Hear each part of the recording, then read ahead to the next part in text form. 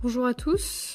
Donc aujourd'hui on va faire une expérience pour montrer la montée d'eau, donc c'est-à-dire la capillarité dans le céleri, donc dans les végétaux. Donc pour ça il nous faut un morceau de céleri. Donc j'en ai d'autres là, ça s'achète en commerce.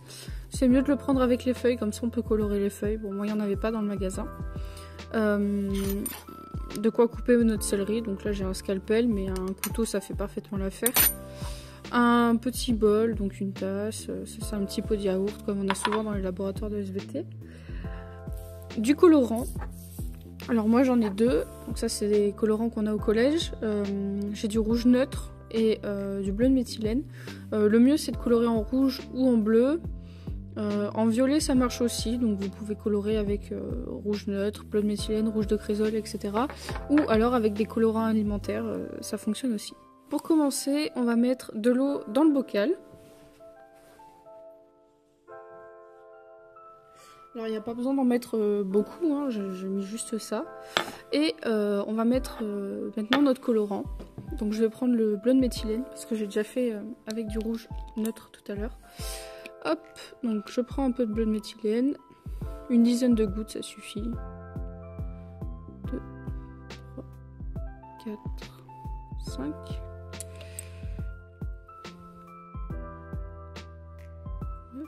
Et 10, hop.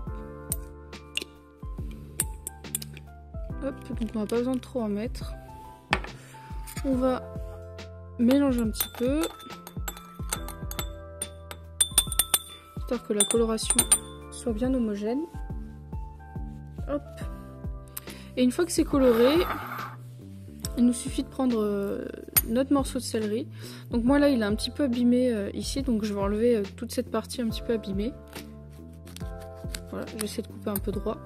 Hop, donc là on voit à l'intérieur, on voit déjà les petits capillaires, donc c'est les petits traits comme ça. Et je vais ici un petit peu enlever, hop, un petit peu de partie haute aussi qui est un petit peu abîmée. Donc là on voit aussi un petit peu les petits capillaires. Et après, bah, il suffit tout simplement, hop, de le mettre comme ça dans le colorant et d'attendre une journée. Une journée c'est pas mal. Donc j'avais déjà fait avec un plus petit bout en rouge, donc, je l'ai fait il n'y a pas très longtemps, hein, donc pour le moment il n'a pas très coloré. Mais là on voit déjà, hop, et puis il est en train de tomber celui-là. On voit déjà un petit peu là, vous voyez, la petite coloration. Et donc on les laisse reposer comme ça environ 24 heures. Donc on se retrouve quelques jours plus tard, donc là on est lundi et j'ai fait la manipulation jeudi, donc après à peu près un week-end, 3 jours, pour observer du coup l'évolution. Donc déjà on peut voir que c'est un petit peu bleuté ici, donc la racine est très bleue mais ça c'est parfaitement normal, mais on a une espèce de coloration un peu bleue à l'intérieur ici. Donc hop, je vais le sortir du colorant. Je décale, tac. Et donc là l'idée, déjà là on peut le voir ici, on voit qu'il y a une progression du colorant dans certains vaisseaux qui sont un peu mis ou un peu mieux de manière générale. Et donc je vais prendre avec mon scalpel, je vais couper, hop, le long des petites nervures là.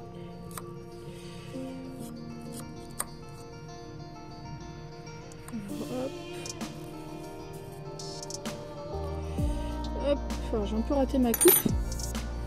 Mais du coup, là, on a un vaisseau conducteur du céleri. Et on voit que il est très bien coloré. Donc avec ici une coloration bien sûr qui est décroissante, puisque ça monte, hein, tout simplement. Alors là, j'ai un peu raté la coupe en haut, donc on voit pas très bien.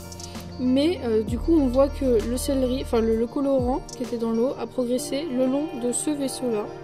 D'accord. Ici, ça n'a pas progressé, donc il y a bien la présence de vaisseaux dans le céleri qui permettent la montée de l'eau de la racine jusqu'à la tige qui est tout en haut.